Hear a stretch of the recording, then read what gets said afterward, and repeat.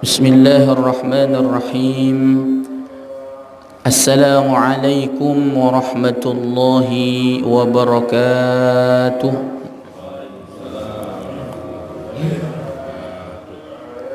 الحمد لله الحمد لله الواحد القهار الجبار. اللهم صل وسلم وبارك وكرم وعظم على سيدنا محمد المختار سيد الخلائق والبشر وعلى آله الأطهار وأصحابه الأخيار ومن تبعهم بإحسان إلى يوم المحشر. أما بعد. Hadirin jamaah Musalla Al-Falah, majlis kuliah subuh yang insyaallah dimuliakan Allah Subhanahu wa taala. Pertama, yang paling utama, marilah kita bersyukur kepada Allah atas berbagai macam kenikmatan, anugerah dan karunia yang Allah berikan kepada kita, sehingga alhamdulillah pada kesempatan subuh kali ini kita dapat hadir dalam rangka majlis ilmu membahas kitab Hadis Al-Arba'in An-Nawawiyah. Mudah-mudahan kita berkumpul di musalla yang penuh dengan keberkahan ini mendapatkan ridha dan rahmat dari Allah Subhanahu wa taala. Dan tentunya ilmu yang akan kita pelajari, yang akan kita bahas, dijadikan oleh Allah ilmu yang bermanfaat. Amin ya rabbal alamin. Salawat teriring salam semoga selalu tercurahkan kepada junjungan Nabi kita, Nabi besar Muhammad sallallahu alaihi wasallam, yang telah membawa kita umatnya menuju jalan yang lurus, yaitu agama Islam. Hadirin rahimakumullah, sebelum kita lanjutkan pembahasan hadis yang ke-14, marilah kita hadiahkan Al-Fatihah untuk pengarang kitab Al-Arba'in An-Nawawiyah, yakni Al-Imam Yahya bin Sharafuddin An-Nawawi, ala hadhihi niyyah wa ala kulli niyyatin salihah wa li hadratin Nabi Muhammadin sallallahu alaihi wasallam. Al-Fatihah. أعوذ بالله من الشيطان الرجيم. بسم الله الرحمن الرحيم. الحمد لله رب العالمين. الرحمن الرحيم. مالك يوم الدين. إياك نعبد وإياك نستعين. اهدنا الصراط المستقيم. صراط الذين أنعمت عليهم غير المغضوب عليهم ولا الضالين.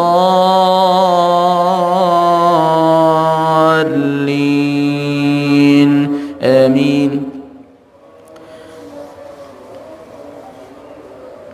قال المؤلف رحمه الله تعالى ونفعنا به وبعلومه وببركاته في الدنيا والآخرة. الحديث الرابع عشر. Ya, kita sampai situ ya, hadis ke-14. An Ibni Mas'udin radhiyallahu anhu qala. Hadis yang dibawa sanadnya oleh sahabat Abdullah bin Mas'ud radhiyallahu anhu, qala, berkata Ibnu Mas'ud, yang berkata Abdullah bin Mas'ud. Abdullah bin Mas'ud ini selama hidupnya dikenal sahabat yang paling dekat sama Rasulullah sallallahu alaihi wasallam. Kenapa disebut sahabat yang paling dekat di antara sahabat-sahabat lainnya? Karena beliau Abdullah bin Mas'ud, Rasulullah sallallahu alaihi wasallam sering menyampaikan rahasia-rahasia kepadanya. Sehingga Abdullah bin Mas'ud disebut atau dijuluki dengan ashabus sir. Ya, min ashabis sir. Orang-orang yang memiliki rahasia Rasulullah sallallahu alaihi wasallam. Ibaratnya kita kalau punya teman akrab, sahabat akrab, sering curhat hal-hal pribadi, hal-hal yang rahasia. Dan Rasulullah tidak takut suatu saat akan dibuka oleh Abdullah bin Mas'ud karena dipercaya oleh Rasulullah sallallahu alaihi wasallam. Qala Rasulullah sallallahu alaihi wasallam, Rasulullah sallallahu alaihi wasallam bersabda, la yahillu damu mri'in muslimin, tidak halal darahnya seorang muslim. Ini dari awal pembukaan hadis, isi matan atau matan hadis yang ke-14 ini, di awal Rasulullah buka dengan kalimat tidak halal darahnya seorang muslim. Artinya Islam sangat menjaga masalah darahnya umat Islam. Jadi umat Islam itu sangat menjaga umatnya. Jadi tidak halal darahnya orang Islam, artinya nggak boleh dibunuh, gitu maksudnya. Haram darahnya umat Islam untuk dibunuh. Maka kalau ada orang tiba-tiba benci dengan agama Islam kemudian dia bunuh, wah ini dosa besar. Tidak halal darahnya orang Islam illa bi ihda salasin, kecuali sebab salah satu dari 3 faktor ini. Ya. Jadi jamaah rahimakumullah, hati-hati, kita mesti hindari 3 hal yang menyebabkan darah kita menjadi halal untuk dibunuh. Kalau ada istilah darahnya halal berarti boleh dibunuh. Ini hadis luar biasa ini. Ya. Jadi awal darah kita dijaga oleh Allah, ya, dengan syariat Islam. Darah kita kaum muslimin muslimat itu nggak boleh dipermainkan.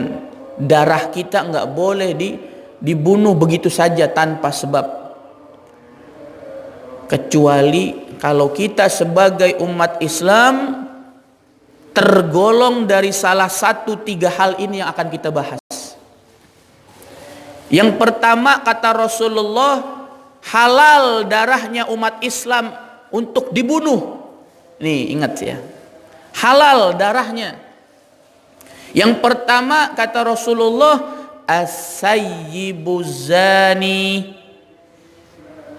Nah ini kita harus bahas dulu dari katanya. As-sayyib itu adalah laki atau perempuan yang sudah pernah menikah atau dia memang sudah menikah. Kalau laki berarti dia sudah punya istri. Kalau dia perempuan dia sudah punya suami. Mau suami istrinya sudah meninggal atau belum, itu yang disebut as-sayyib. Karena nanti lawannya sayyib bikrun. Apa itu bikrun? Bikrun perempuan yang belum pernah menikah, atau bahasa kita perawan atau gadis. Ya, perawan atau gadis. Kalau laki-laki yang belum pernah menikah disebut azib. Ya, azib. Kalau kita bahasakan bujang. Ya. Tapi kalau ada orang istrinya udah meninggal lama dibilang bujang, itu salah. Yang disebut bujang belum pernah menikah. Kalau dia sudah pernah menikah walaupun sebentar, itu nggak bisa disebut bujang. Dia tetap disebut orang yang sudah pernah menikah. Di dalam agama kita begitu. Kata Rasulullah, as-sayyibu zani, tadi saya sampaikan bahwa orang yang sudah pernah menikah, baik laki maupun perempuan, baik istri atau suaminya masih ada atau sudah tidak ada, az-zani, melakukan perzinahan. Jamaah rahimakumullah. Ya. Kalau sudah kita mendengar istilah zina, itu adalah hal yang sangat buruk. Ya. Bahkan di dalam Al-Quran Allah Subhanahu wa ta'ala melarang kita bukan hanya zinahnya, tapi mendekatinya itu dilarang, diharamkan oleh Allah Subhanahu wa ta'ala. A'udzu billahi minasyaitonir rajim. Bismillahirrahmanirrahim. ولا تقربوا الزنا إنه كان فاحشة وساء سبيلا. Ya, Allah Subhanahu wa ta'ala berfirman, janganlah kalian mendekati zina. Sekarang kita coba pahami ayat ini. Allah tidak menyampaikan langsung zina, janganlah kalian zina. Artinya bahwa zina itu adalah sesuatu yang sangat jijik, ya, sesuatu yang sangat buruk. Innahu kana fahisyatan wa sa'a sabila, dan sesungguhnya zina fahisyah. Ya, apa itu fahisyah? Buruk sekali. Wasa'a sabila, dan jalannya adalah buruk. Jamaah rahimakumullah.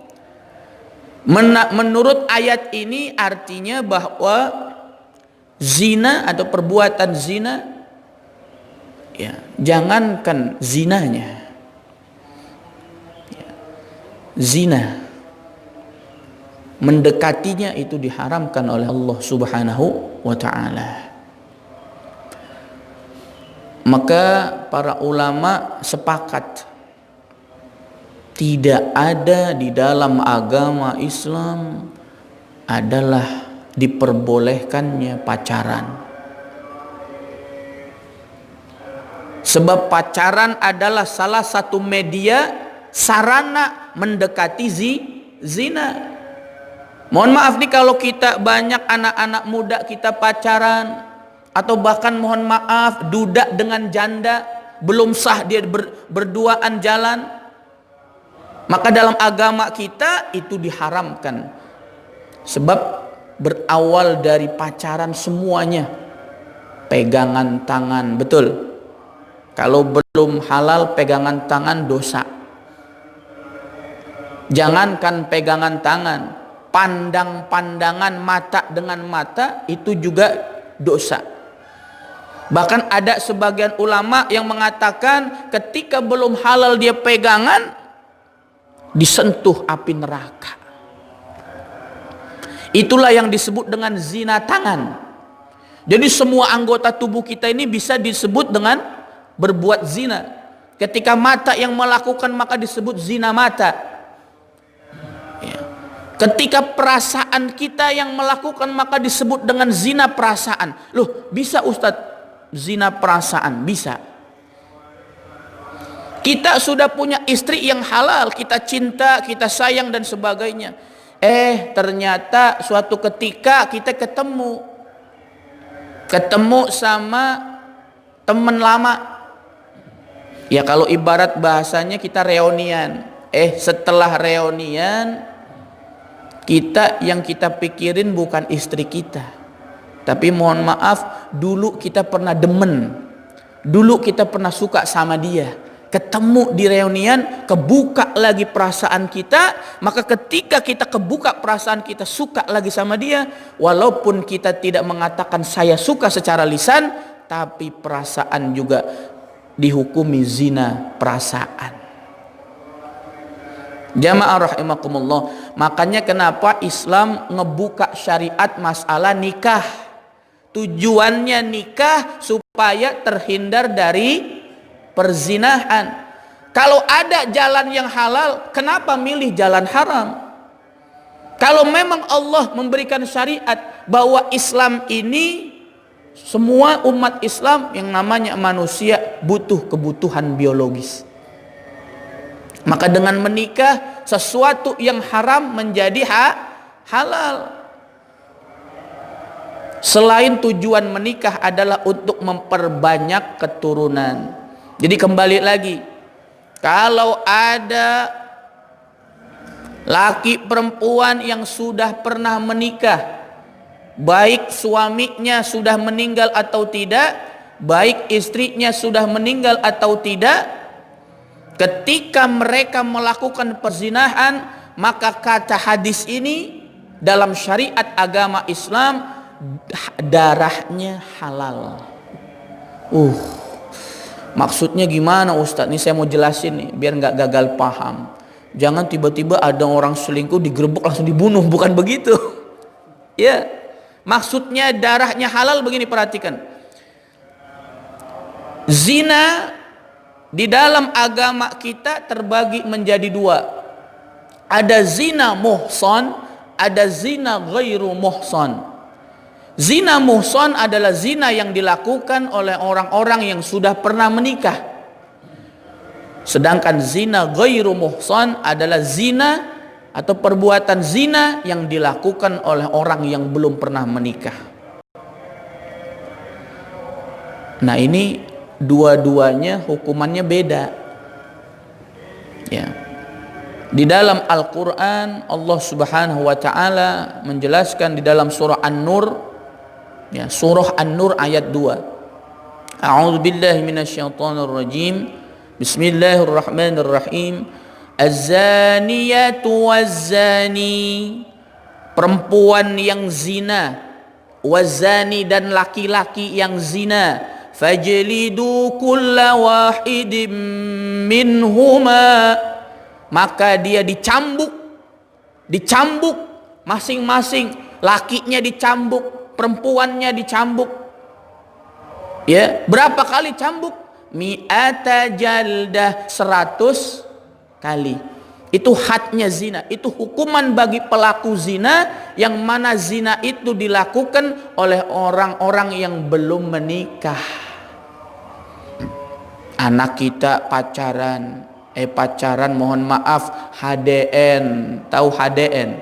Hamil di luar nikah.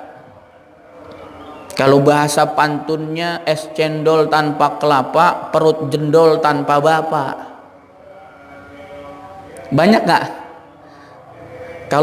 Kalau Maryam mah bagus, Allah takdirkan Maryam untuk hamil, tapi memang gak ada suaminya, karena atas izin Allah Subhanahu wa ta'ala. Tapi zaman sekarang banyak Maryam, tapi Maryam sesat, ya. Hamil di luar nikah. Nah, ketika perzinahan itu dilakukan oleh laki perempuan yang belum pernah menikah, maka di dalam agama kita disuruh dicambuk 100 kali, ya, dijilid. Kemudian menurut jumhur, ini kita masih bicara zina yang dilakukan oleh laki perempuan yang belum menikah. Menurut jumhur ulama, mayoritas ulama, kalau ada perzinahan yang dilakukan oleh orang yang belum menikah, berdasarkan hadis yang diriwayatkan oleh Al-Imam Bukhari dan Imam Muslim dari Zaid bin Khalid radhiyallahu anhu an Rasulillah sallallahu alaihi wasallam annahu umira fi man zana. Kata Rasulullah diperintahkan ya orang yang berzina walam yuson dan dia belum menikah.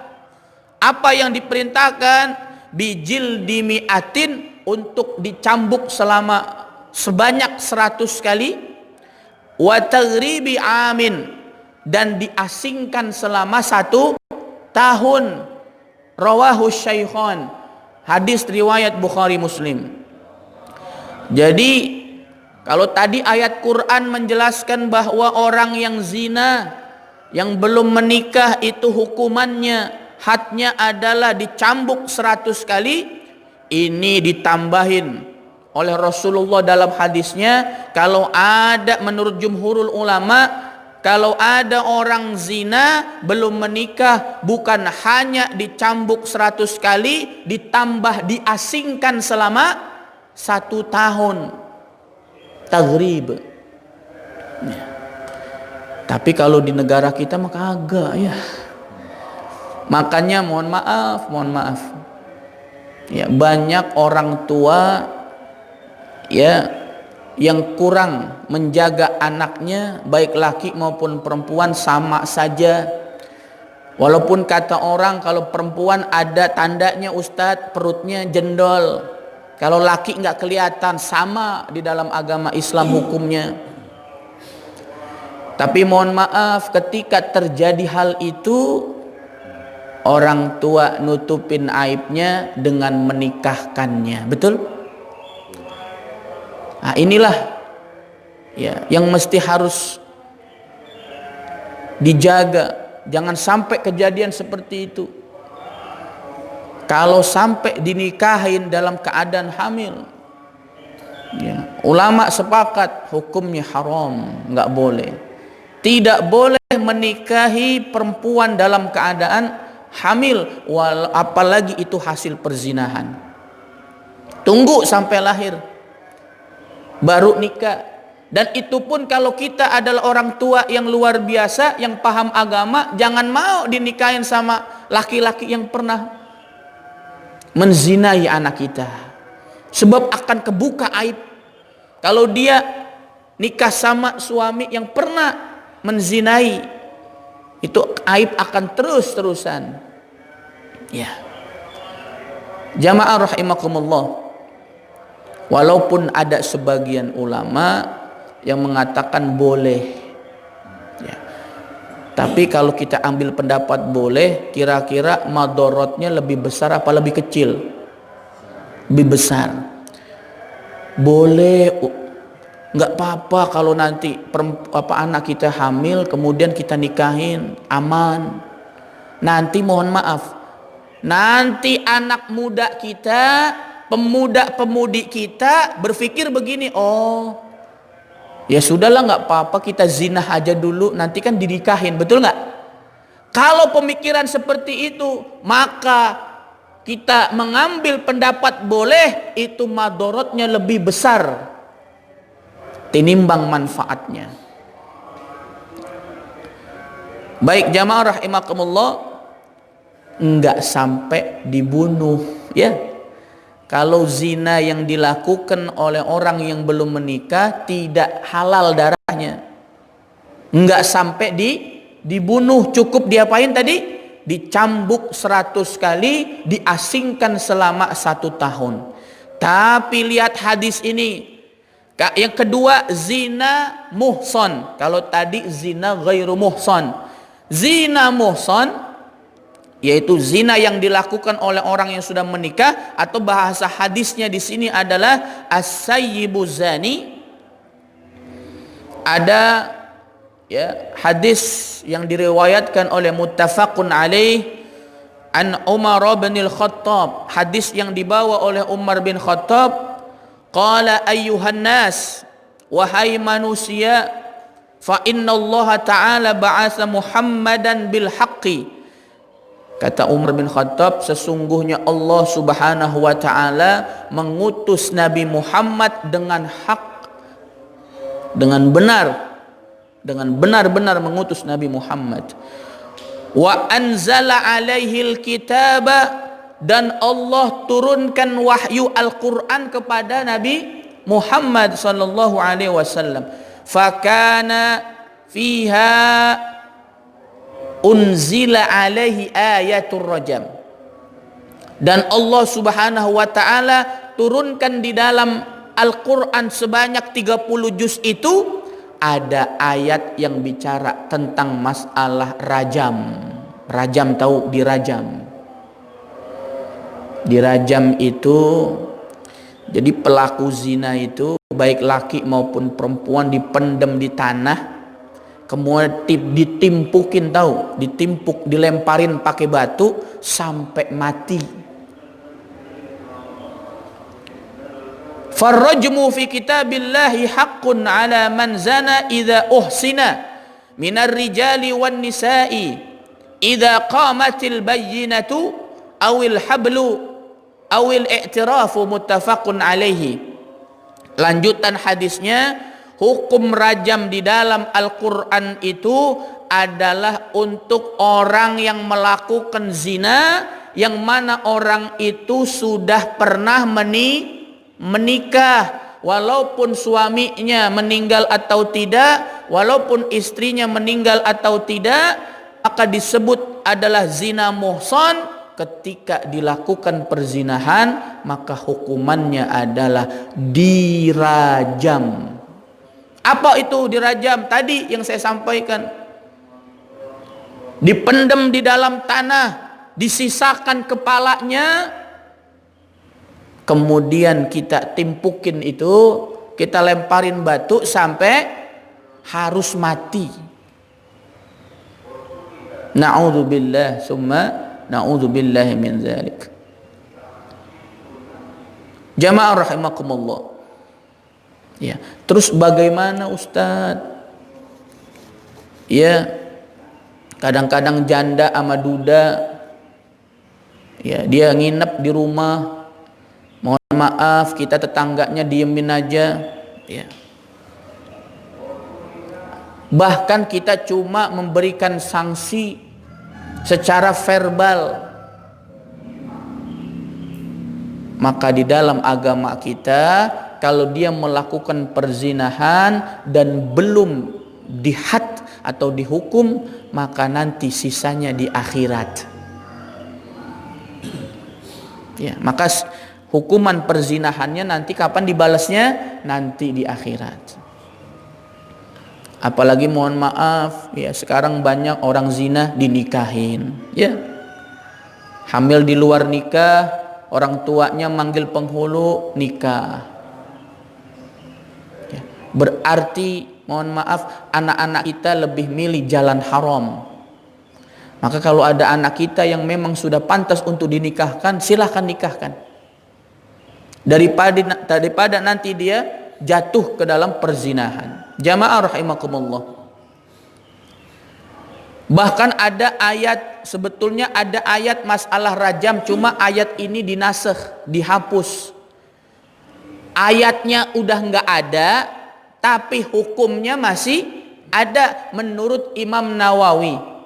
Jadi dulu ada ayat bicara masalah rajam, cuma dinasakh itu dihapus.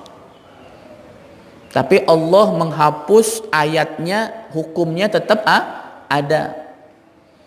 Bunyi ayatnya, asy-syaikhu wasy-syaikhatu idza zanaya farjumuhuma. Ya, ketika ada asy-syaikh, nah, hati-hati ya. Yang disebut syekh itu hati-hati.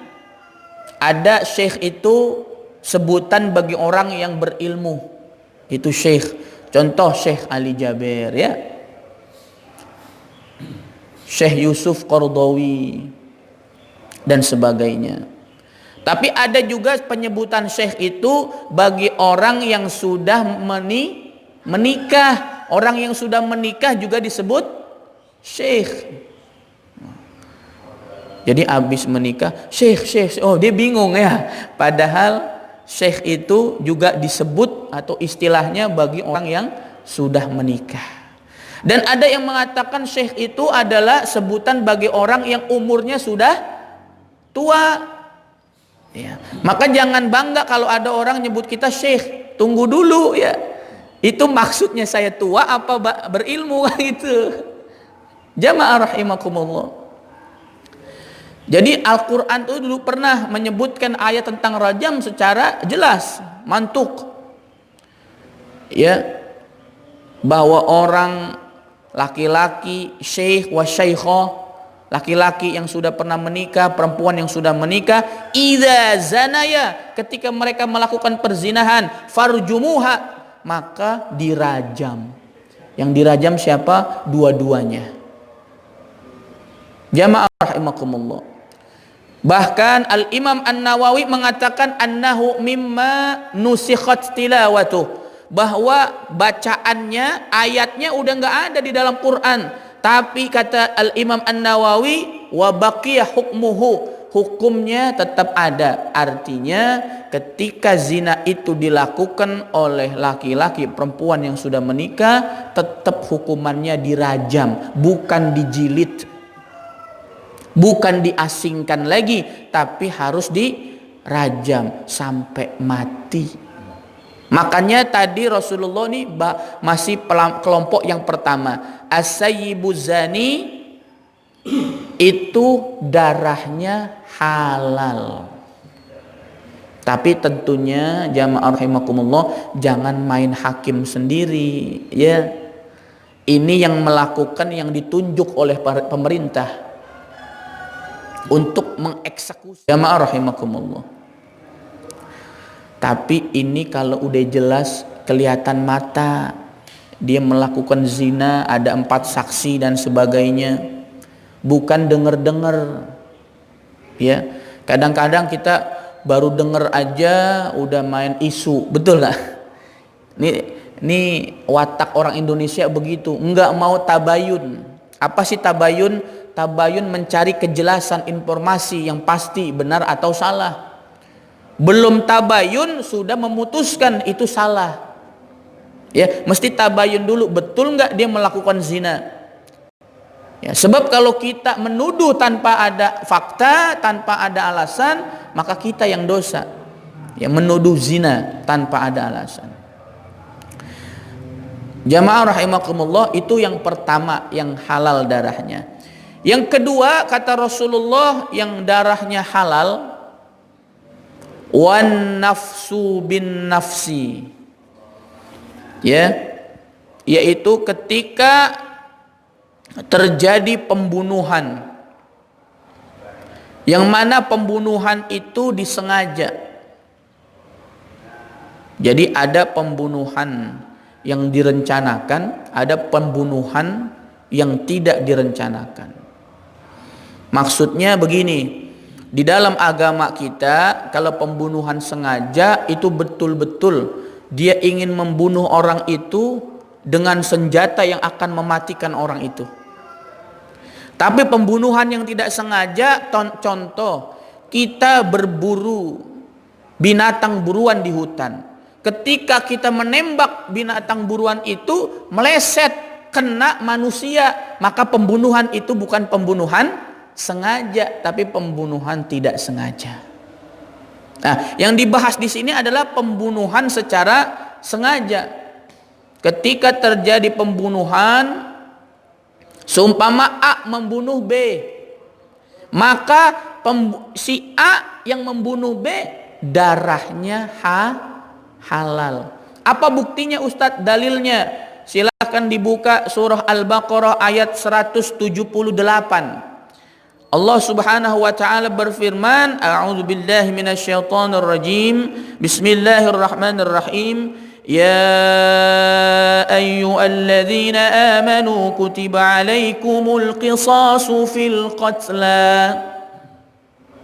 Ya, wahai orang-orang yang beriman, diwajibkan atas kalian adalah hukum qisas, ya, terhadap masalah pembunuhan. Apa itu qisas? Hukuman setimpal. 1 jiwa dibalas 1 jiwa, 2 jiwa dibalas 2 jiwa. pembunuhan satu orang, maka dibunuh orang yang bunuh itu. Jadi A membunuh B, maka si A ini darahnya halal untuk dibunuh. Cuma kan kalau di dalam negara kita dibunuh, pembunuhan, jangankan pembunuhan, mutilasi yang lebih parah ya. Ditaruh di koper dan sebagainya, itu cuma di penjara, betul? Maka nanti di akhirat sisanya itu ditagih. Sisanya hukumannya ditagih. Ya. Di negara kita enak banget. Orang bunuh banyak, satu keluarga dibunuh, penjara berapa tahun. Ya, jamaah rahimakumullah. Tapi di dalam agama Islam, kalau terjadi pembunuhan secara sengaja, maka hukumnya adalah qisas, bunuh dibalas dibunuh. Apa sih tujuan qisas? Tujuannya supaya jera. Supaya orang yang masih hidup melihatnya itu nggak akan melakukan pembunuhan. Oh iya, nanti kalau saya bunuh, saya dibunuh juga. Nah, itu tujuan daripada hikmah hukum qisas di dalam agama kita. Jamaah rahimakumullah, bahkan ada ulama yang menambahkan ketika dia melakukan pembunuhan, bukan hanya qisas, keluarganya mesti membayar diyat. Apa itu diyat? Diyat itu ada mukhaffafah, ada mughalladzah. Ada diyat yang ringan, ada diyat yang besar. Kalau kasusnya pembunuhan itu termasuk besar, maka dia masuk diyat mughalladzah. Diyat mughalladzah, ini ingat, saya mau tanya, satu ekor unta harganya berapa? 20 juta. Ini diyat mughalladzah 100 ekor unta. Kalian berapa jadi? Andaikan ya tadi 20 juta dikali 100 berapa? 2M. Nah, itu diyatnya itu. Udah dia mesti dikisos, tapi keluarganya juga mesti mengeluarkan 2M, 2 miliar. Jamaah rahimakumullah, luar biasa hukum Islam itu untuk efek jera kepada pelakunya. Karena banyak pelaku-pelaku kejahatan, pelaku kriminal, khususnya masalah pembunuhan, di penjara dia nggak sadar, betul nggak? Dia ngulangin lagi. Apalagi mohon maaf kalau dia memang spesialis ngebunuh, pembunuh bayaran. Emang kerjanya ngebunuhin orang. Jadi di penjara itu nggak menjadi efek jera buat mereka.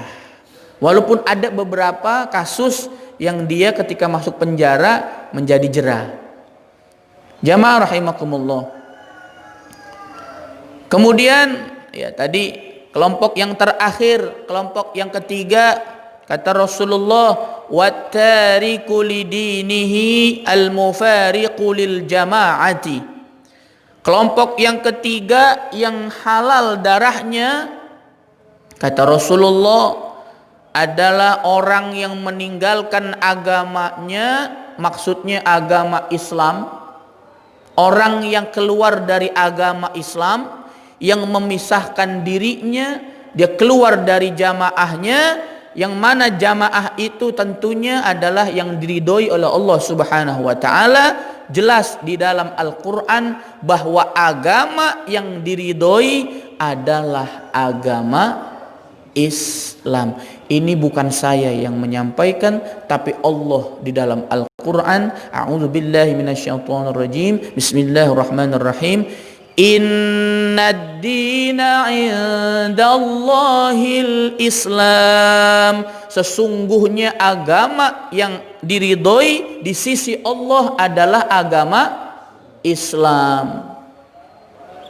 Ya, bahkan di dalam ayat yang lain disebutkan A'udzu billahi minasyaitonir rajim. Wa may yabtaghi ghairal islami dinan falan yuqbala minhu wa huwa fil akhirati minal khasirin. Barang siapa yang mencari agama selain agama Islam, maka tidak diterima amalnya.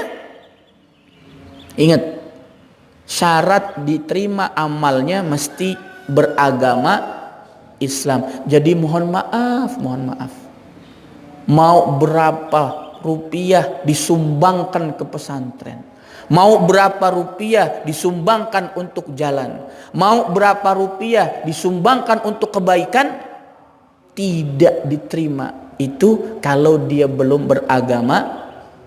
Rugi apa rugi? Rugi. Falai yuqbala minhu, maka tidak akan diterima. Bahasa Qur'annya tidak akan, berarti kalau tidak akan, tidak ada peluang diterima sampai kapanpun, sampai dia mu'allaf, sampai dia masuk Islam. Wa huwa fil akhirati minal khasirin. Ayat ini ditutup oleh Allah, maka orang seperti itu rugi nanti di akhirat. Kenapa? Enggak ada catatan kebaikannya, betul? Maka kita alhamdulillah lahir dalam keadaan Islam. Selama kita melakukan kebaikan, ada catatannya tuh. Ya. Jamaah rahimakumullah. Maka orang yang murtad ya, keluar dari agama Islam, halal darahnya. Ya, darahnya apa? Halal. Maka jamaah rahimakumullah, kita selalu diingatkan setiap Jumat di mimbar-mimbar Jumat, khatib mesti mewasiatkan, dan pasti ayat yang dibaca, ya ayyuhalladzina amanu, ya,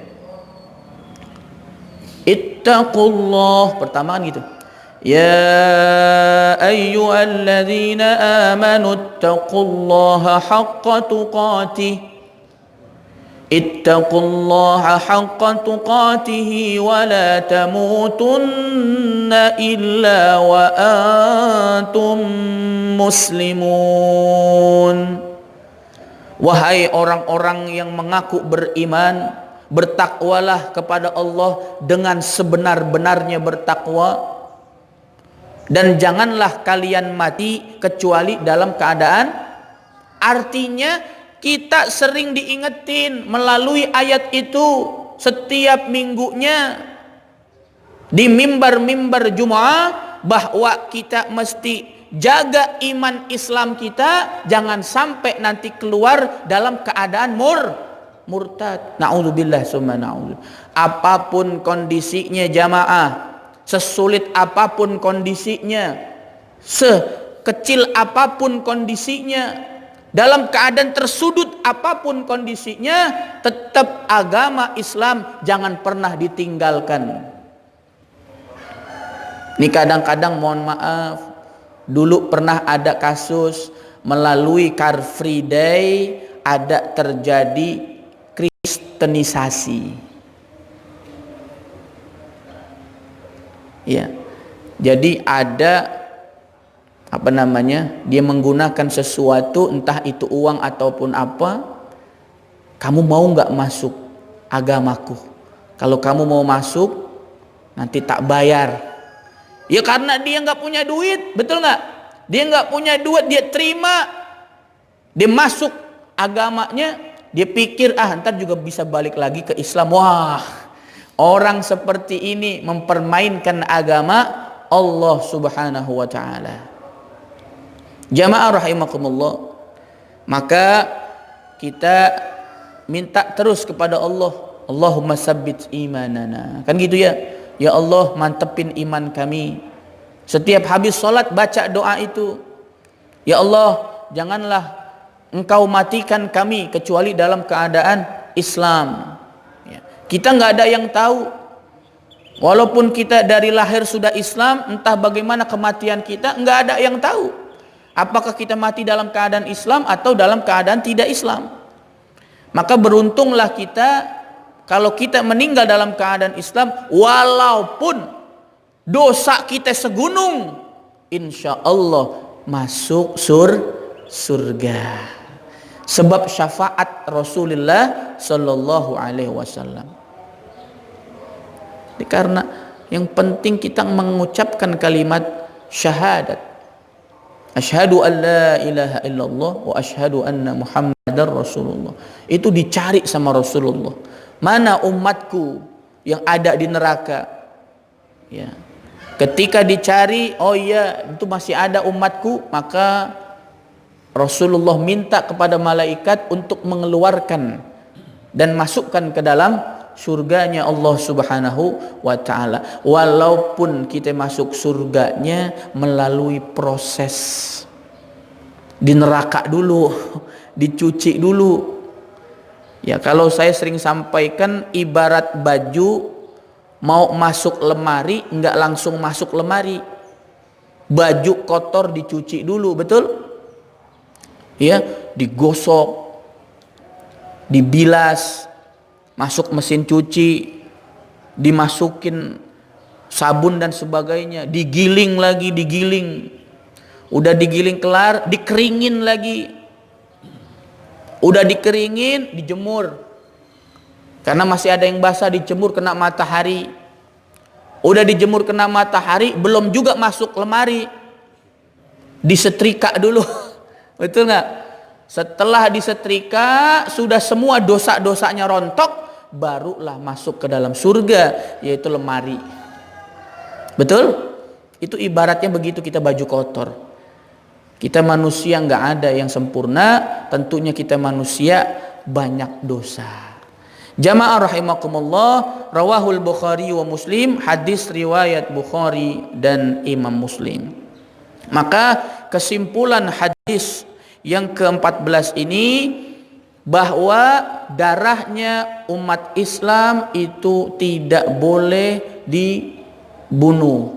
Darahnya umat Islam itu dijaga oleh Allah Subhanahu wa ta'ala.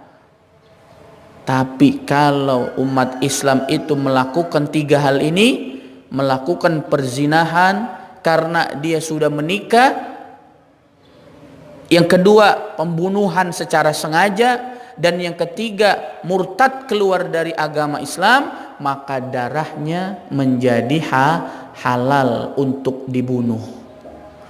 Baik jamaah rahimakumullah, alhamdulillah pada kesempatan pagi hari ini cukup ya untuk pembahasan hadis yang ke-14 ini.